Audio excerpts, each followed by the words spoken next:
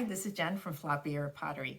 If you're on this video, you probably got one of my gnome making kits. We're going to be going through the kit, what you need to do, what you need to have ready. I swear it's going to be really, really easy. It's going to be a lot of fun. You could probably make one big gnome or a couple of small ones with the amount of clay that you have. Look forward to seeing what you guys come up with and what they look like once they're fired. So stay tuned, we're gonna go through it right now. Okay, so what we're going to be doing is a gnome similar to this one. This is one of the ones I made during Christmas last year. I fell in love with this little guy, so he became mine. I didn't sell him. We're aiming to produce something like this. So he is made out of one piece of clay. He's hollow on the inside, and I'll explain why this is important when we start making the gnome. And then I attached shoes, a nose, and then I embellished him with a little bit like these little buckles. But this is what we're going to try and make together. So hopefully you guys are excited. I am. So our kit. In the paper bag, you're going to find a bag of clay. The clay, you want it to be moist. You don't want a dry piece of clay that you're fighting to work with. You want to be able to really like have it be pliable. One of the things that you may find if you've left this kit in a closet or just decided to hold off from actually making the gnome, it may be a little bit dry. What you can do is open it up, spritz it with a little bit of water to rehydrate it. You don't want it to be soaking wet, but you do want it to be moist. And then what you could do is zip it up, maybe even put it in another plastic bag so it can retain the moisture. Leave it overnight. The next day it should be moist. If you find that it's still dry, just repeat it again until you get something that is really easy to move and is nice and moist. Inside of the kit, you will also find 2 pieces of paper. One is going to be the list of things that you need, and the other will be what you'll be returning to me once you're done. It'll contain your name, your number, or your contact number, and then the glaze that you want for the hat of the gnome or for the gnomes, depending on how many you decided to make. And I'll show you samples of the glazes that will be available. But this is important. Please don't lose this because I will need it. Without this, I won't know whose gnome is whose. And then the list. So the list is going to consist of a bag of clay, which I'll be providing. Then you want a paper clip.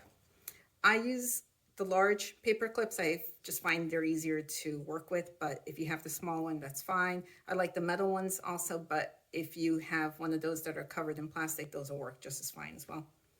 A wooden spoon. We're going to be using the back of the spoon, the handle. You want a little bowl of water as well. And then optionally, you can add texture to the hat if you want. And you can do that in a variety of ways. You can use, if you have any crocheted doilies, here's a sample of a couple that I have. Of course, I have more of them. If you have a sweater that has an interesting pattern that you want, you can go ahead and use that. The clay is white clay. It's not going to stain. So if you want to use something that you wear, that's fine. You just want to make sure you wash it, of course, or else you're going to have a lot of dry powder on your sweater. And I also have these silicone texture mats. I like them because I don't have to work with a very big piece of cloth. But again, for what we'll be doing here, it'll be perfectly fine. So if you want to add texture, go ahead. If you don't want to, that's perfectly fine. I can even show you how you can add interesting elements to your gnome hat without using any texture. And then you can also have some spray water or water in a spray bottle, and then a pencil just to fill out the form. Okay, we're getting ready to start. Okay, so what you want to do is you want to open up the bag of clay and not break it like I just did. And you have about half a pound of clay here.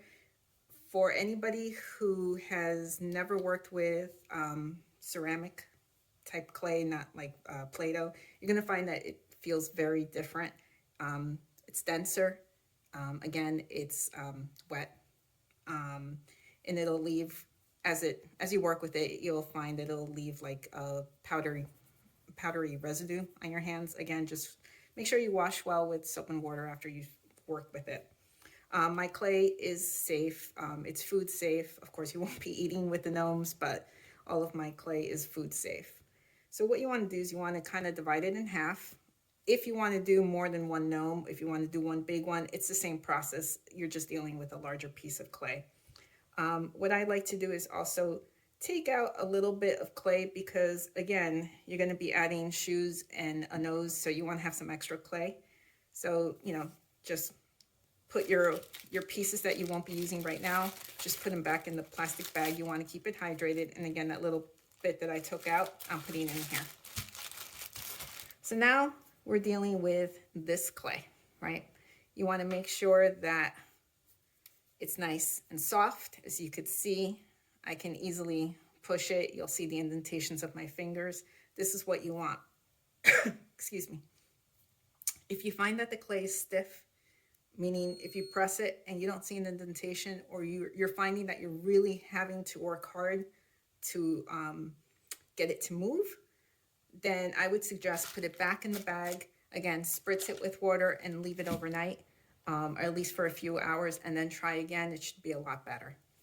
So what you want to do is you're going to be rolling this, but when you're rolling it, you don't want a long sausage. We're aiming for something that looks like a carrot, okay? So already by doing this, you're going to start getting the shape of the hat of the gnome, and I'll leave that there for reference. It doesn't have to be perfect. As you can see, mine isn't.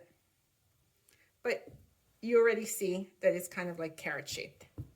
And again, if it's imperfect, I find it's better. It gives it more character. So what you want to do is you're going to take the handle of your wooden spoon and you're going to insert it into the bottom.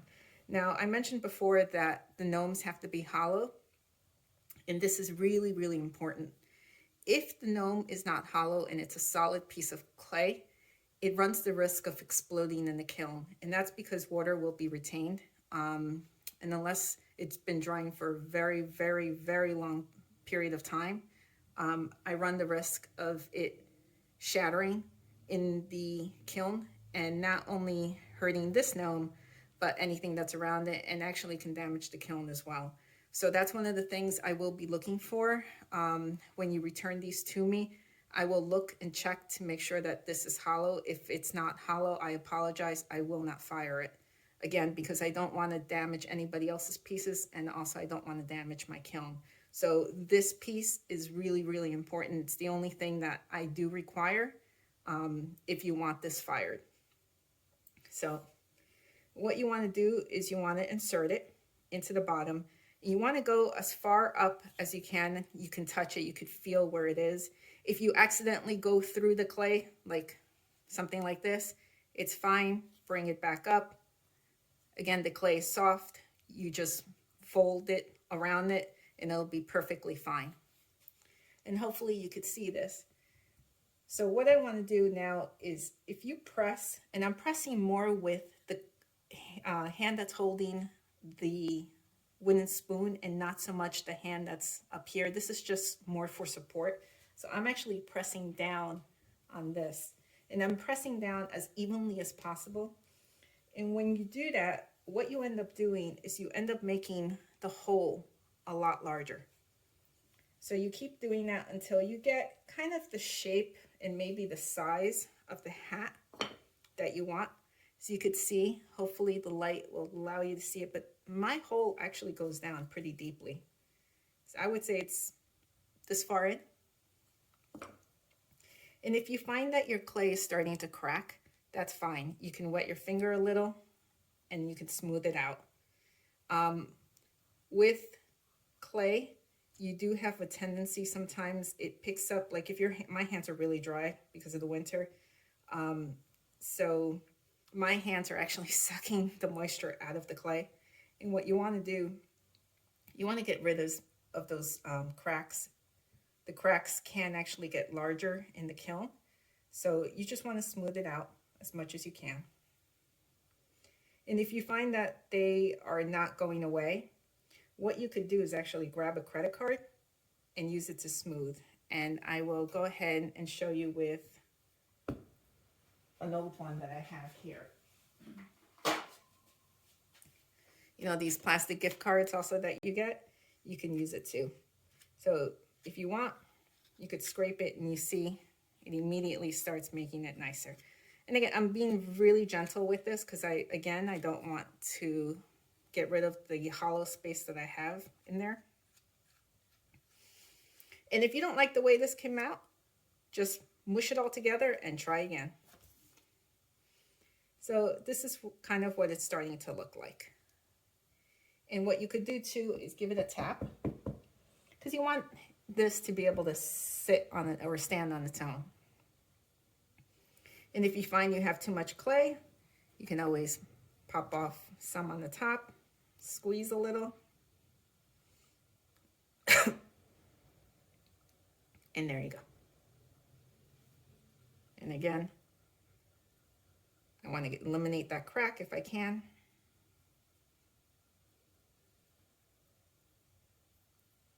Just have fun with it.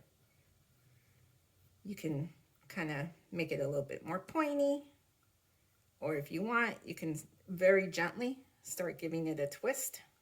If you twist it too hard, you will end up with two pieces.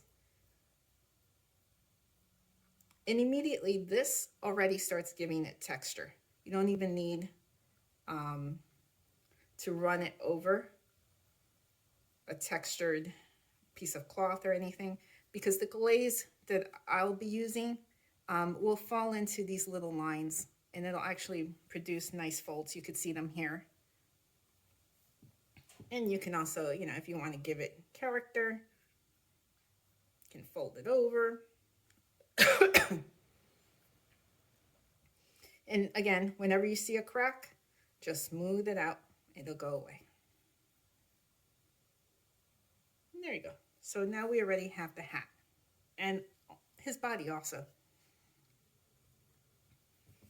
So now what you want to do is look at it and try and figure out where you want the face to be.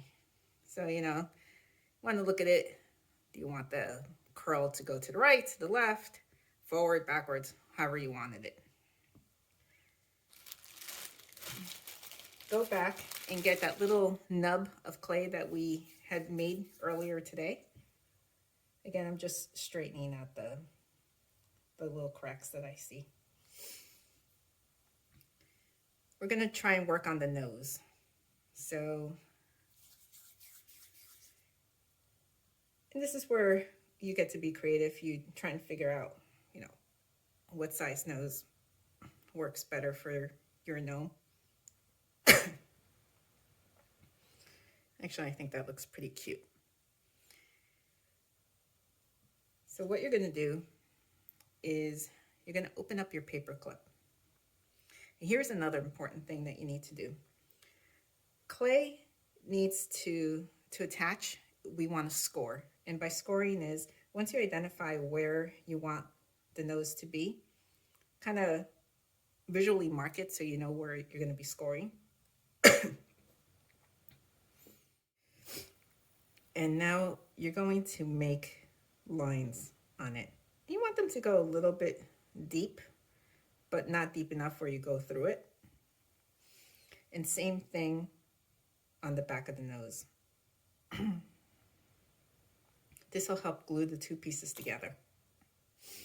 Then you want to wet your finger. You're going to wet the back of the nose where you just scored it, and also on the gnome itself. You're going to marry those two together and give it a push. Some water may seep out, but that's fine.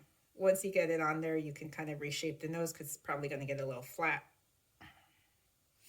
And also put your finger behind it to give it some support. So when you're pressing down, you're not affecting the shape of the gnome. And there you go.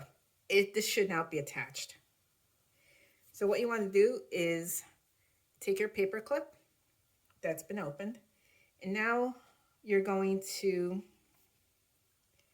want to create like this indentation that you see so that you can mark out where the beard is and where the hat ends.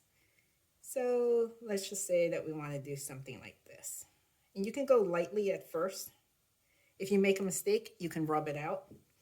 But once you're happy with where that's going to be, I would go and take the curved part of your paper clip and kind of press a little harder, because you really want to make that line deep so that it actually does look like it's a separate piece.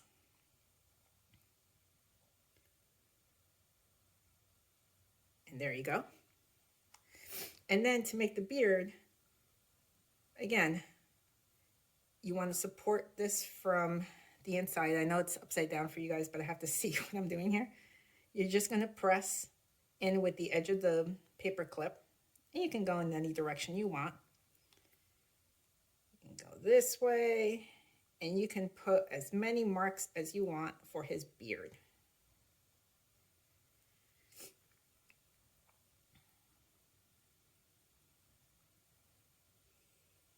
And there you go.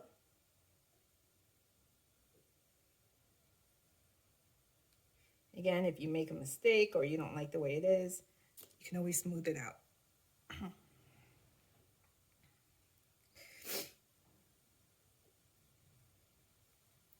So far, so good. He's coming out pretty cute, in my opinion.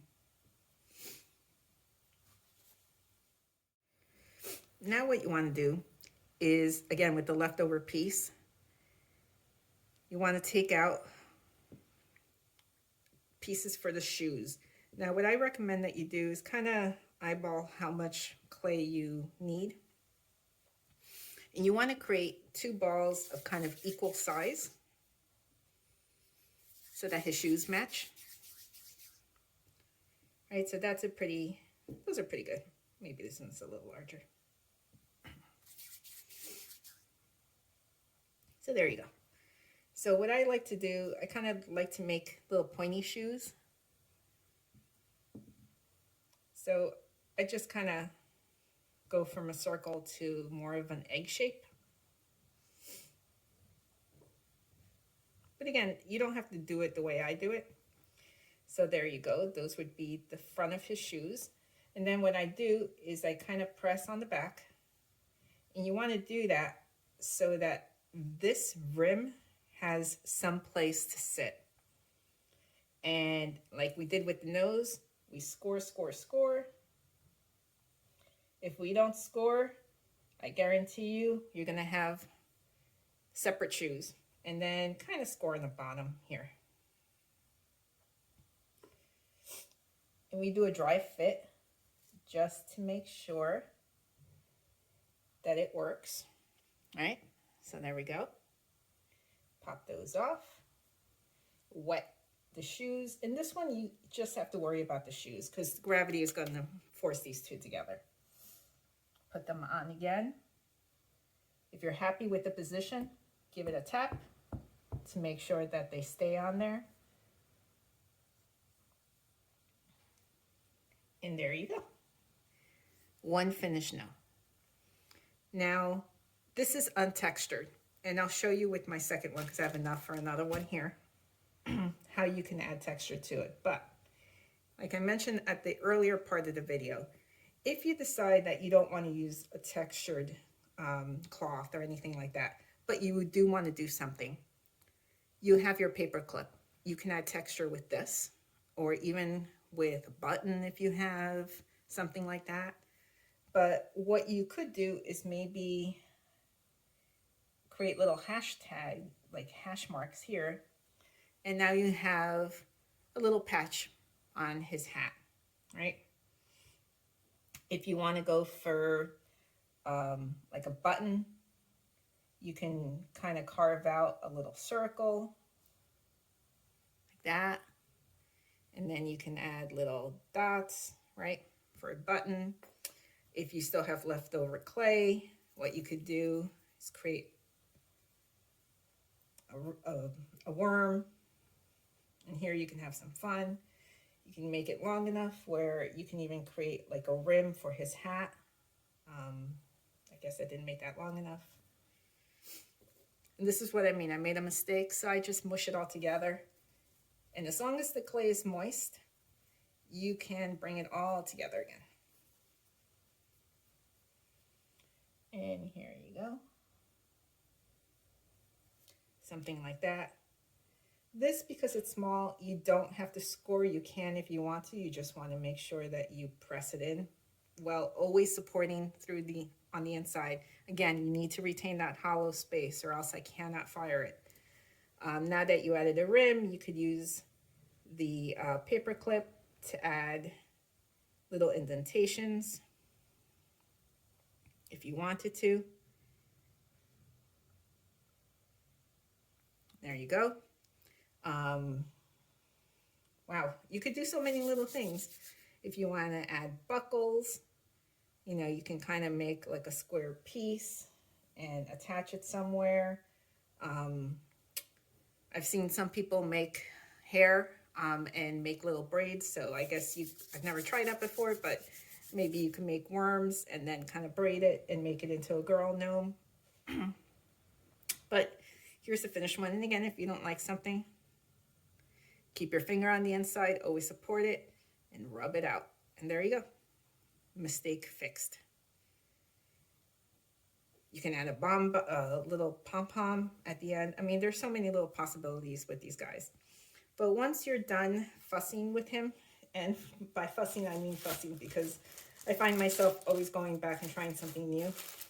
Sometimes the hardest part is trying to figure out when you're actually done. What you want to do is you want to let him dry out. As he's drying, try not to touch him.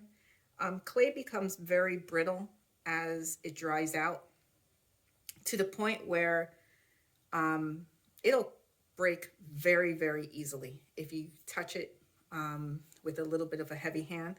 So as he's drying, just do not touch him because you may end up cracking him, in which case you would have to start again. I mean, even if your clay dries out to the point where it's bone dry, you can rehydrate it. You just kind of have to reintroduce water to it slowly. Always keep it in a plastic bag. So you can fix something, but it's a shame after you've put in a lot of work to break something because you were trying to touch it. And you'll know what I mean. It'll get to a point where even if you try and move it, you're gonna feel a lot of resistance from the clay.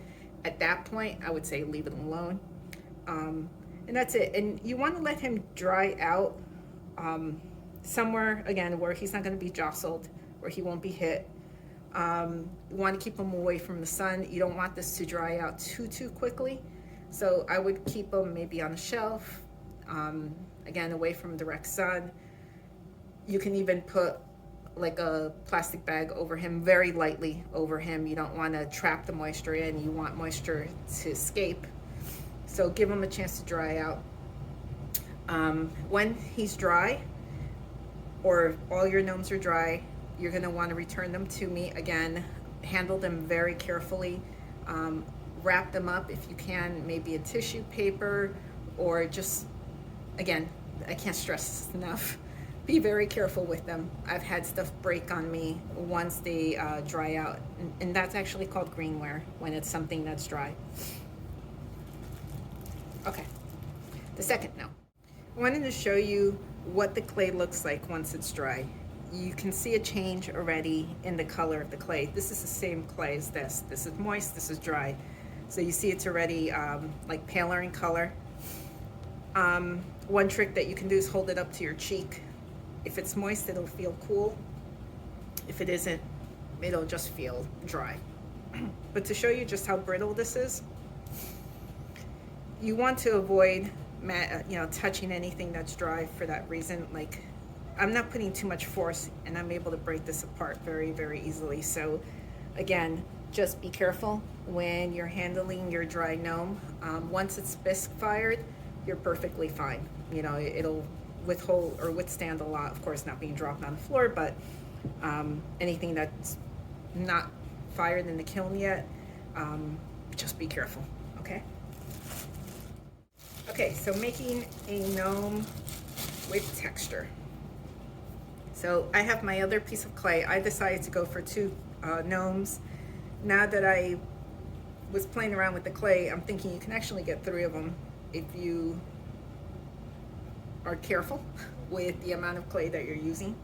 So again, cut out or take out a piece of clay for the shoes, for the nose, and any trim that you want.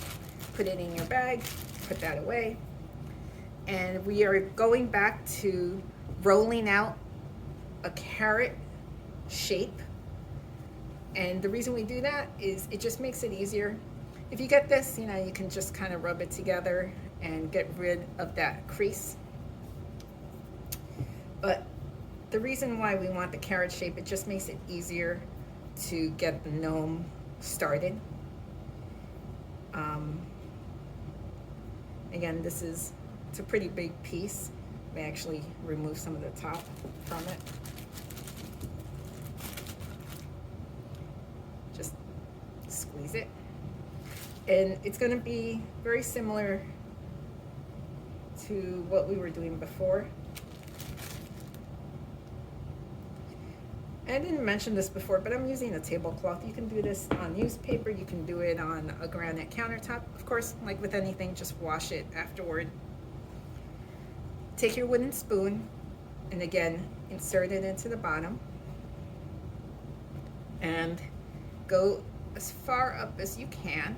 If you go through it, don't worry about it. Just pull back, join those pieces of clay together again, and then kind of go back and shape it. And as I mentioned before, if your gnome is not hollow on the inside, like this one, I cannot fire it. I apologize, but I won't run the risk of damaging somebody else's work or my kiln. So once you have the wooden spoon attached, find the piece of texture that you want to try. Now I have my doilies and I have my sweater. So I figured, let's try the sweater. And with sweaters, you know, you have the inside and the outside, so you could pick which side you feel would be nicer. Give yourself some space, which I apparently did not.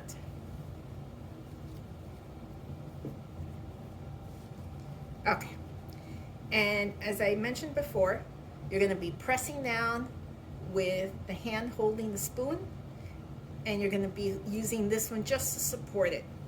But most of the pressure is coming from this hand. And you want to make it as even as possible. And you're going to press. This one you have to do with a little bit more force because you want to pick up that texture. And so it may not be perfect, but believe it or not, the glaze will fall in there.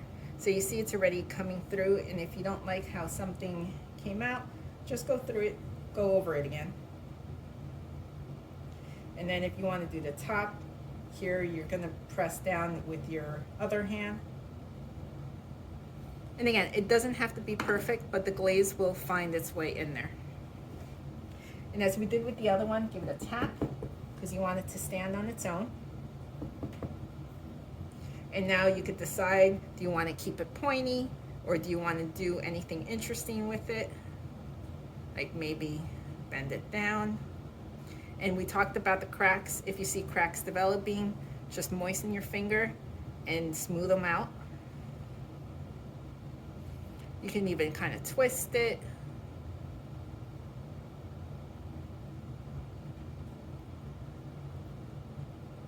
I'm just trying to get the cracks out.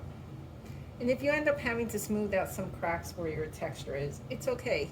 They don't have to be perfect, they're gnomes. Okay? And you can even open the bottom up a little bit more too if you want. Okay, so there you go. So now you want to find the front. You got to figure out where you want to make his face. I kind of think that profile will look nice. So because this has texture on it, I need to smooth some of this out. We didn't have to do this with the last one, but you kind of want to do it with this one. Even though we're putting the beard on there. If you notice, here I kind of wet the clay a little too much. You could see how wet my fingers are. So you may not want to do that, but it's okay. Again, clay, it dries out really quickly, especially if it's very dry in your house. So now we go back to our little extra pieces of clay. And want to take out your nose. Figure out, okay, where you want to place it. Find your trusty scoring tool, aka your paperclip. Create your score lines. Create your score lines here.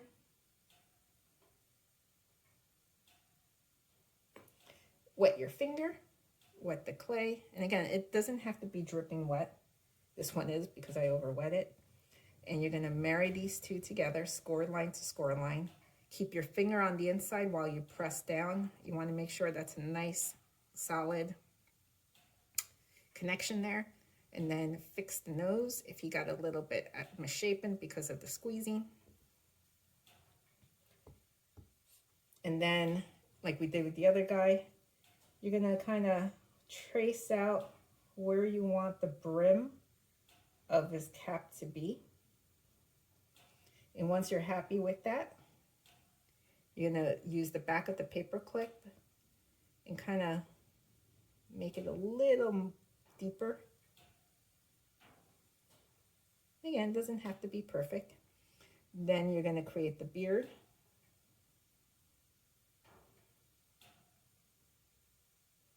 Always support from the inside. That's important. Or else you're going to have a misshapen gnome.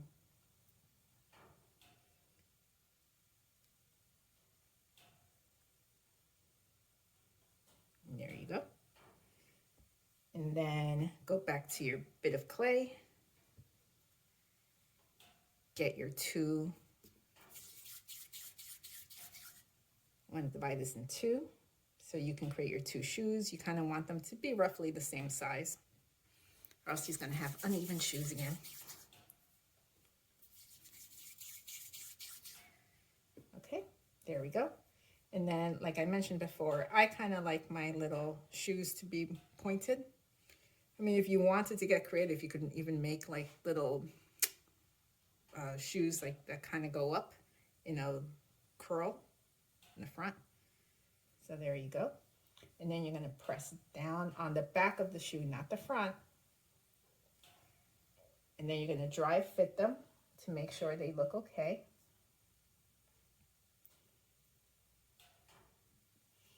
And then we score the shoes. Score the shoes. Score the bottom, roughly where you think they're going to be. Again, gravity does a lot here. So you're going to wet your shoes. You don't have to wet the bottom of the gnome because, again, gravity is going to push it. Position it where you want them. Look, see if it looks good. And if it does, tap it. And by tapping, you're making sure these get stuck. And there you go. Here's your gnome. And again, like with the other one, if you have any leftover clay, here's where you can add stuff to it, embellish it. I think I'm going to do the brim like I did on the other one. And the brim, I actually like adding to those that are textured just because it gives it a nice separation from the beard to the texture.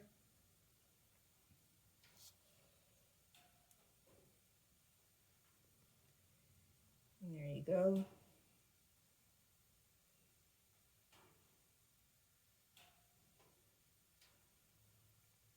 And there you go. And here's your gnome.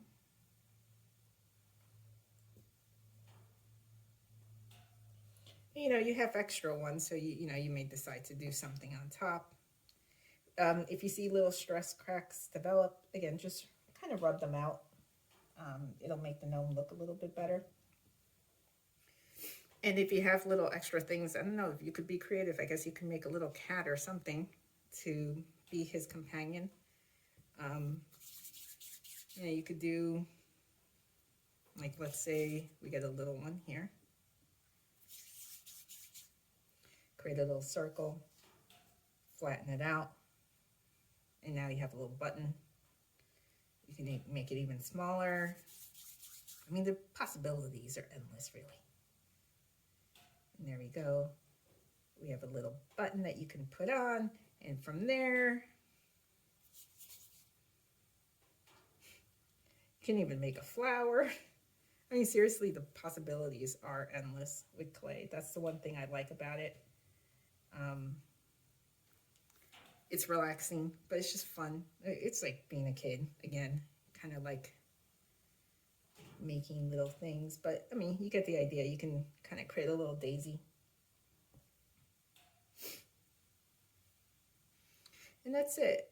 Have fun with it. If you find that you made a mistake, like I mentioned before, mush it all together, start over. If your clay is too dry, granted, I'm doing this, I should be scoring these, but just for the sake of the example, I'm just pushing them on here, but I would suggest that you guys score it to make sure that they don't fall off, especially when you're drying stuff out.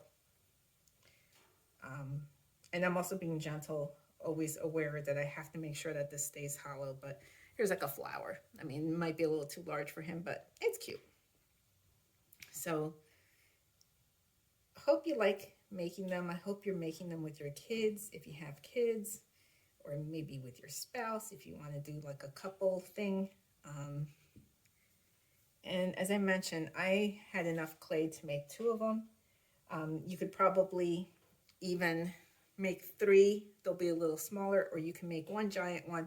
The process is exactly the same. You know, the spoon is going to be your friend to get that hollow shape on the inside. And that's it. If you have any questions, let me know. But hopefully you enjoy it. And again, just let him dry out. Don't touch them as they're drying. And when you bring them over to me, just make sure you fill out the contact sheet with your name, your phone number, and the glazes, which I'll show you next. Hope you enjoyed making it. Thank you. Once you have your gnome ready and he's dry and you're going to be filling out your contact sheet, one of the things that I need to know is the glaze for the hats. So if you've made more than 1 gnome, it's perfectly fine. You can let me know, but I need a way of identifying which is which. So if they look exactly the same and I can't figure them out, I'll take an educated guess. But if there's like, you know, if you put a flower, you could say like flower yellow or whatever, and I'll know to glaze that hat in that color. So what I'll do is you're picking the color for this section, and I'll be making a white nose, black shoes, and then like a gray beard. Those are standard. I'll do those for you. I just need to know what color hat you want. So these are the glazes that'll be available. I have a purple glaze. It's like a lavender one. And as you can see, wherever there's texture, it'll fall in. And it's a light glaze. You have a yellow glaze. This is from my honey pot, but it's a really pretty yellow, buttery yellow. I can't guarantee that all of the glaze colors will look exactly like this. Every glaze firing is different, but I'll try and get them as close to this as possible. Here's a green glaze, a blue glaze. I want you to really focus on this darker blue. Plain white, shiny. And again, these are all shiny glazes. And then red. So it's like a fire engine red. And if you want, we could also leave them unglazed. So unglazed clay will look like this. Focus on the middle piece. And this is a rough texture. Of course, it's matte because there is no glaze. All these other glazes are shiny. But with this, what you could do is technically you can paint it yourself with any type of acrylic paint. If you have a particular color scheme in mind, or if you want to add, you know, details with paint, that's perfectly fine. If you want that, again, on your contact list, just write unglazed, and I'll know not to glaze them. And typically, depending on how many things I have in the kiln, it can take anywhere between 1 to 4 weeks. I want to fill up a kiln before I fire. So depending on where you fall in that cycle, you may get your gnome back within a week, or you may get it back within 4 weeks. But I will try and let you know when that'll be. So I hope you enjoyed making your gnomes. I enjoyed showing you guys how to make it. I'm really excited to see what you make. I think they're fun projects, and again, I think they're fun projects to do with kids or with your loved one, like your husband or your wife or your significant other, if you want to do like a couple's night, a date night, and that's it. Thank you very much, and I look forward to seeing what you make. Bye.